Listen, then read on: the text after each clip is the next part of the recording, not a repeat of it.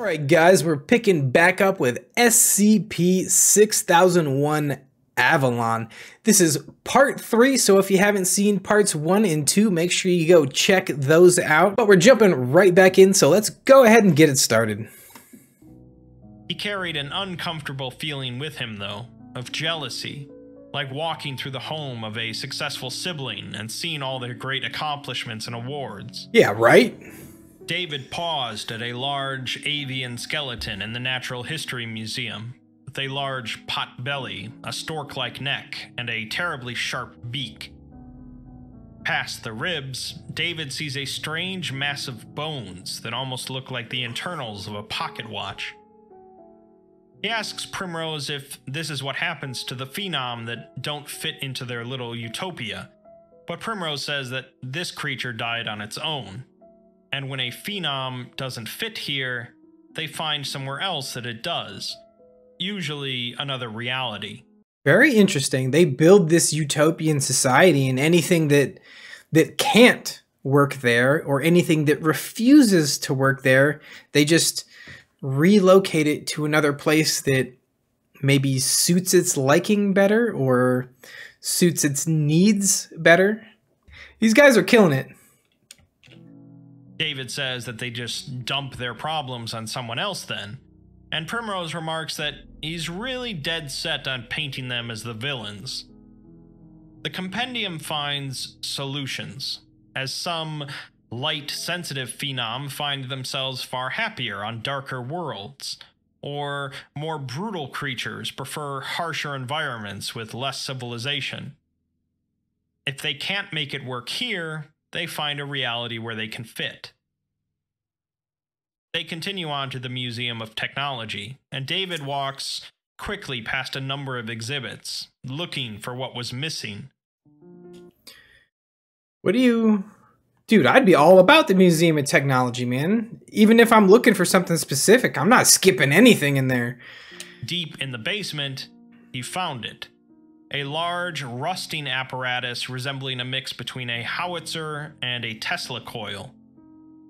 It was clearly an engine of war, and David breathed a dark, satisfied sigh upon seeing it, asking Primrose why such a peaceful world would need machines like this. Primrose says that, of course they've had war, and she never claimed that they hadn't. They've been mostly cold wars, but not entirely bloodless, as no empire has ever been built without at least some corpses at its foundation. She continues on, telling him that about a century ago, the Wanderers confronted the Foundation directly, as they'd found out about something that the Foundation considered a necessary evil. They considered it an unforgivable sin, but Primrose just calls it a hellish tragedy. They're referring to SCP-231-7 and Procedure 110 Montauk. That's the one with the pregnant woman, and I think they have to what? Keep her from having a baby or something like that, because it's going to destroy the world or something. I don't remember exactly, but I think it's along those lines. This revelation brought these two powers to vicious odds, and they both formed allegiances. The Foundation banded with the Peacekeepers and built the workshop atop a cursed factory, while the Wanderers sided with the Red Hands and followers of the Serpent King.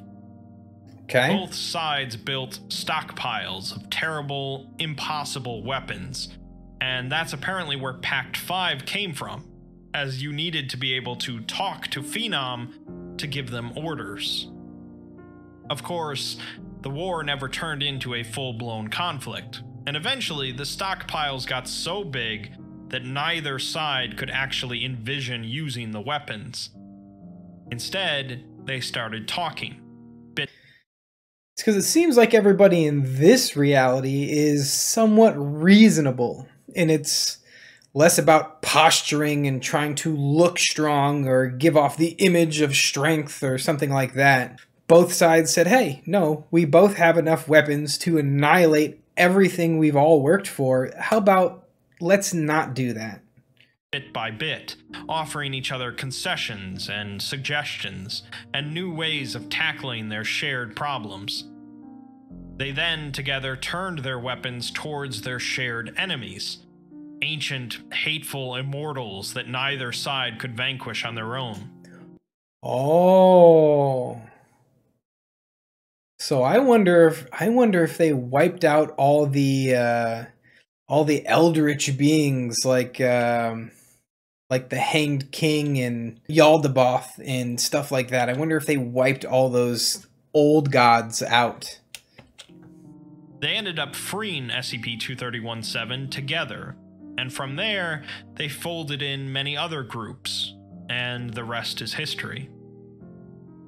Primrose says that, with that out of the way, David should try to enjoy himself.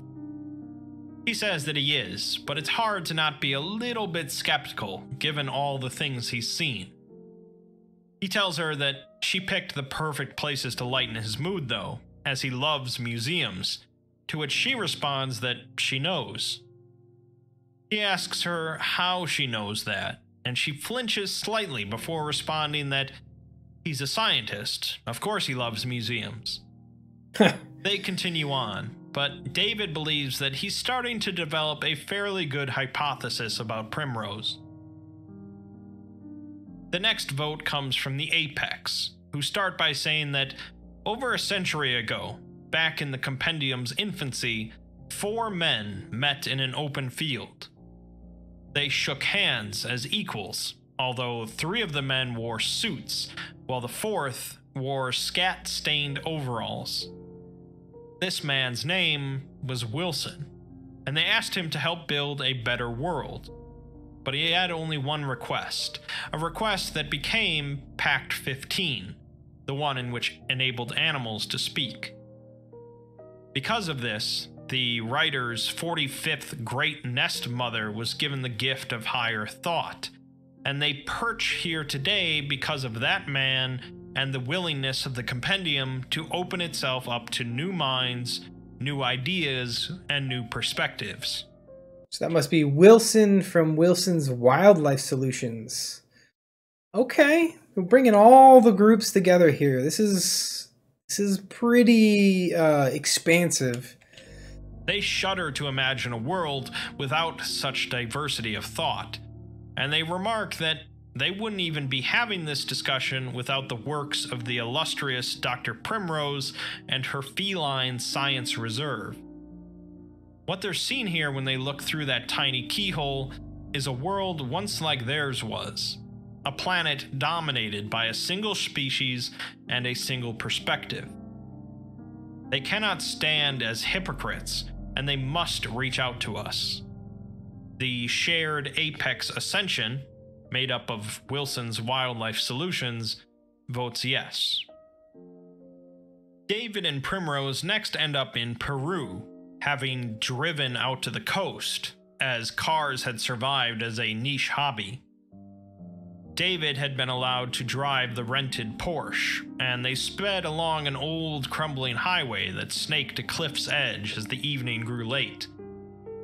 They pulled off near an overlook, and as dusk settled in, David wondered if he was seeing things in the sea, wondering at why there were so many reflections.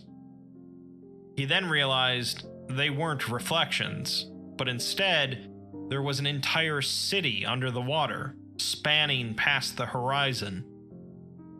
David asks Primrose why she didn't tell him that they have underwater cities, which she says that they don't, as the Atlantic supercity belongs to the cephalopods. The cephalopods haven't spoken to them in about 50 years, as they were with the Compendium for 6 weeks before they demanded agency, as they just didn't get along with the rest of Earth kind. Apparently, since their neurons extend throughout their entire bodies and their appendages can think for themselves, they didn't need any more company.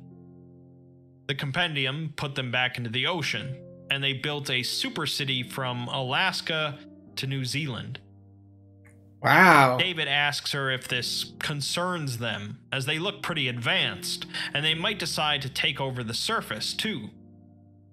She responds that That's very A6K of him. And just because they're not talking doesn't mean they're hostile. That's very A6K of you. Man, Primrose throwing some shade out there. All right. If they rank the failures of Pact 15 in terms of hostility, the cephalopods are nothing compared to insects, who nearly caused hell on Earth.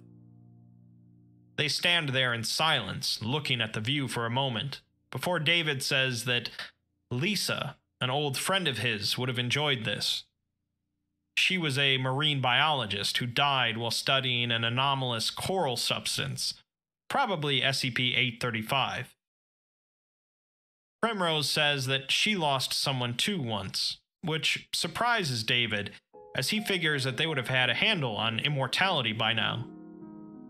She says that technically yes, they know how to end death, and they even tried it for a little while before learning why it's essential for life to conclude. Yeah, there's several reasons why it's simply a necessary part of existence. Even in the best case scenario, even if you're in perfect health the entire time you're alive and you get to stay the age that you want to be and you don't have to worry about injury or anything like that, you still will eventually run out of room and resources if people can procreate and create new people, but nobody ever dies. Completely separate from the issue of space and resources, even though you would think that as technologically advanced as they are, they wouldn't be beholden to a single planet, but maybe they are. There's many other ways immortality could go wrong for you. Your chances of, for instance, being buried alive skyrocket. Eventually, if you live forever, eventually there's a good chance you're going to be trapped by something, whether a building collapses on you or there's an earthquake and you fall into the ground, or any number of circumstances, like a construction worker's working and the building collapses or whatever. Then you're going to what?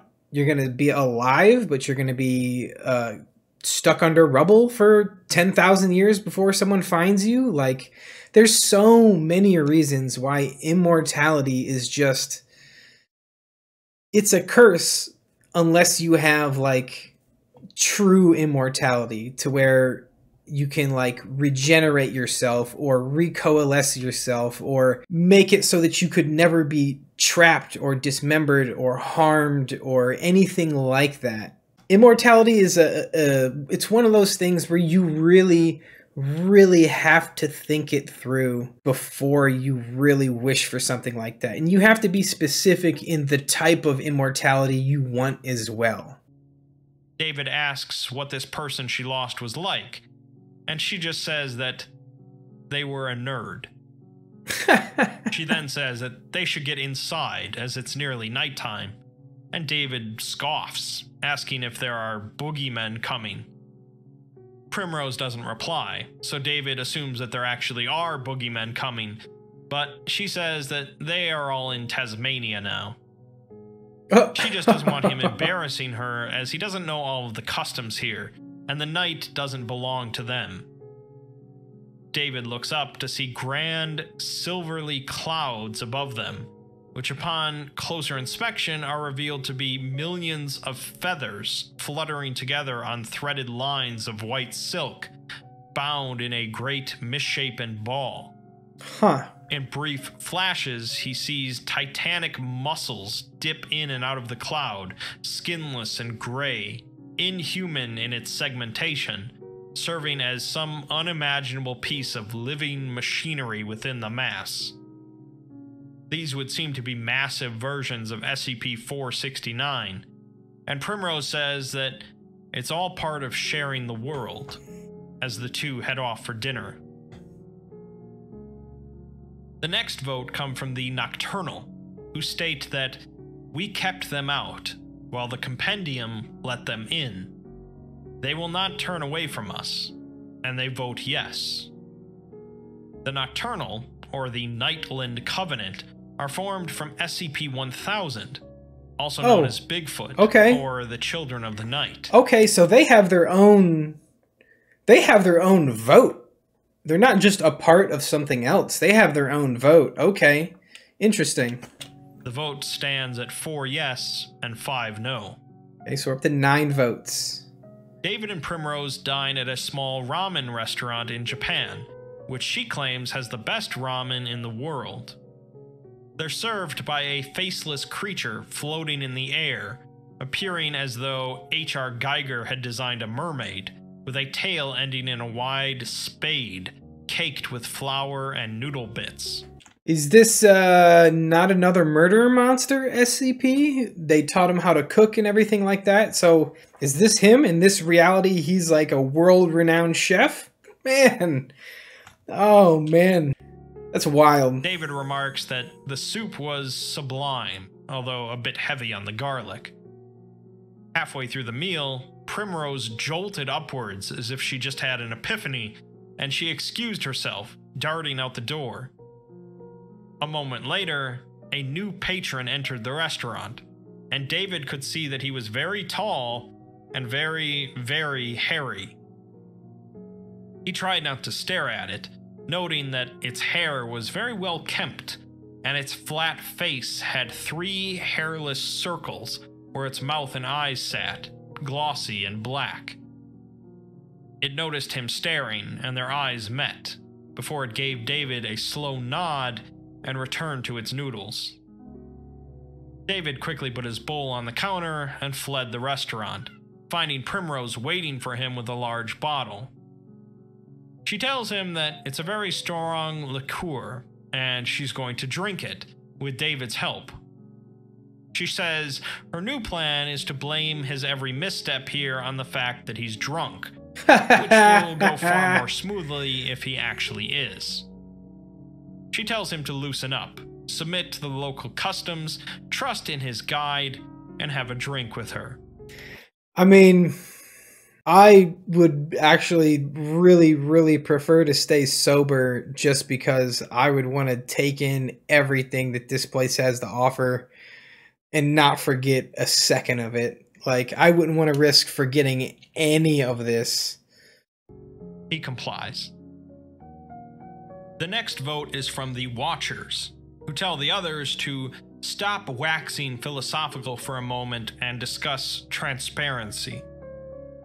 There was a time where they were kept in the dark, while the others were swinging cods up on an ivory hill. Whatever exactly that means. But it didn't work. I don't know. The Watchers have always seen them, even if their vision was a bit cloudy, as you can't hide the truth, and you can't keep people out. The Compendium are not gods, and A6K is essentially full of more aggressive versions of them, so why raise a red flag? The Watchers say that if you start drawing lines between them and A6K, you become gatekeepers, and they only need one of those. They're not above us. They don't deserve more than us, as they are us. The Watchers Forum, comprised of Parawatch and Gamers Against Weed, vote yes. Excuse me?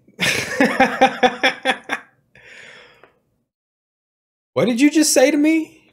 Parawatch and Gamers Against Weed. Somebody's gonna have to explain this to me, like, immediately. What? I have not heard of either of those two groups, and I am deeply confused.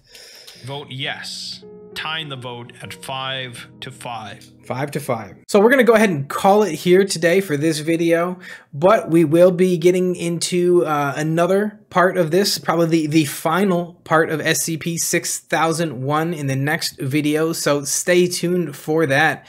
And I am really, really enjoying these. We're getting to see all kinds of things. We're getting to see what's happening with some SCPs. We're getting to see what's happening with these groups of interests, how they've come together, how they interact with each other, what parts they play in developing this world. It's involved with so many other SCP entries, and there's just a lot going on. But I am absolutely loving it, and I hope you guys are loving it too. If you are, hit that like button, subscribe if you haven't, leave a comment down below. Let me know what other SCPs I should be checking out, or what other videos you want me to react to in the future, and we will get to those. As always, thanks for stopping by, thanks for watching the video, take care of yourselves, and have a great day.